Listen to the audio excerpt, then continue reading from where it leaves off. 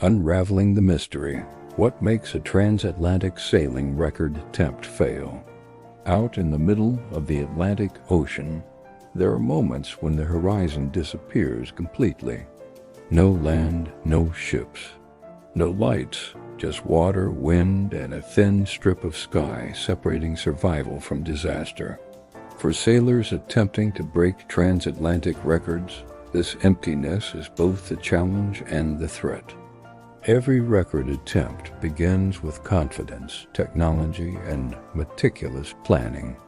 And yet, history shows that many of these voyages never reach the finish line. Some fail quietly. Others end in chaos, rescue, or tragedy. The question is not why sailors attempt these records, but why so many of them fall apart. A transatlantic sailing record attempt pushes vessels and humans beyond their limits. These boats are often stripped down to the bare essentials, engineered for speed rather than comfort or redundancy. Every extra kilogram is removed. Every system is optimized. But when something goes wrong, there is no backup waiting beyond the horizon. One small failure can cascade into a situation that even the most experienced sailor cannot control. Equipment failure is one of the most common and dangerous reasons these attempts fail. Modern racing yachts rely heavily on complex systems: carbon fiber masts, high-tension rigging, automated steering, satellite communications, and advanced sail configurations. These components perform brilliantly under ideal conditions, but the Atlantic Ocean rarely offers ideal conditions. A sudden squall can snap a mast that has endured weeks of stress. A rudder bearing can fail after thousands of miles of constant pressure. When steering systems break, sailors may be forced to hand steer for days, exhausting themselves while losing precious time and control. Even something as small as a damaged sail can become catastrophic. A torn sail flapping violently in high winds can destabilize the entire vessel. Attempting repairs on a pitching deck, often at night, exposes sailors to serious injury or being swept overboard. In record attempts, stopping to make full repairs often means accepting failure.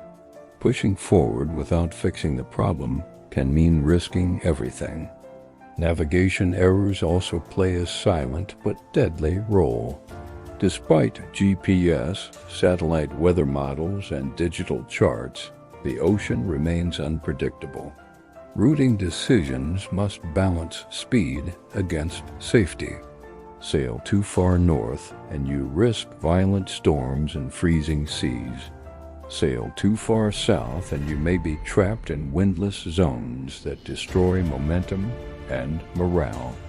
A single miscalculation in weather routing can place a boat directly in the path of a developing system that was underestimated days earlier. Storms in the Atlantic are not just powerful, they are relentless.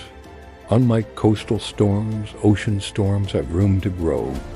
Waves can tower higher than buildings, striking boats with the force of collisions.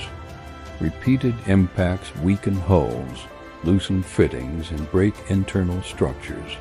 Sailors may go days without proper sleep, bracing themselves as the boat slams and shudders.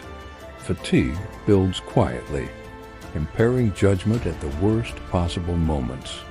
But the most underestimated factor in failed record attempts is psychological. Isolation on the open ocean erodes the mind in ways few people truly understand. Days blur together. Sleep comes in short, fragmented bursts. The constant noise of wind and water becomes overwhelming. Every alarm triggers a spike of adrenaline. Every strange sound suggests something breaking. Solo sailors, in particular, must shoulder every responsibility alone, with no one to share decisions or doubts. Fear is always present, even if it's buried under experience.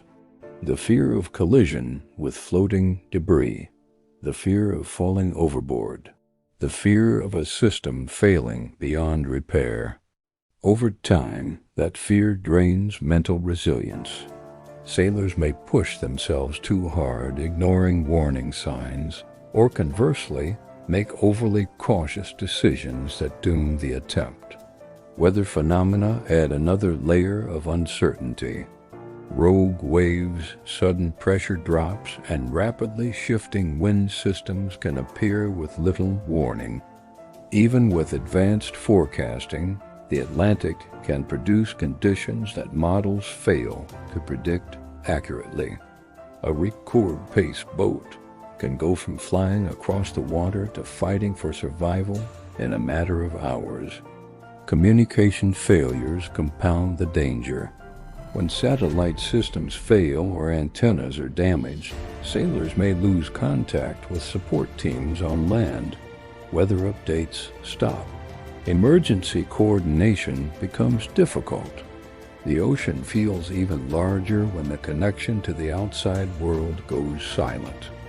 In some cases, the decision to abandon a record attempt is the bravest choice a sailor makes. Accepting failure can mean preserving life and equipment, but pride, pressure from sponsors, and the lure of history can cloud judgment. Many disasters begin with the decision to push just a little farther, to ride out just one more storm, to delay turning back for one more day. The line between triumph and tragedy in transatlantic sailing is razor thin. Records are broken not just by speed, but by restraint, discipline, and respect for the ocean. Every failed attempt leaves behind lessons written in damaged hulls, emergency rescues, and near misses that never make headlines. The Atlantic does not care about ambition. It does not care about records, technology, or experience. It only responds to physics, weather, and time. And when a transatlantic sailing record attempt fails, it is rarely due to a single dramatic mistake.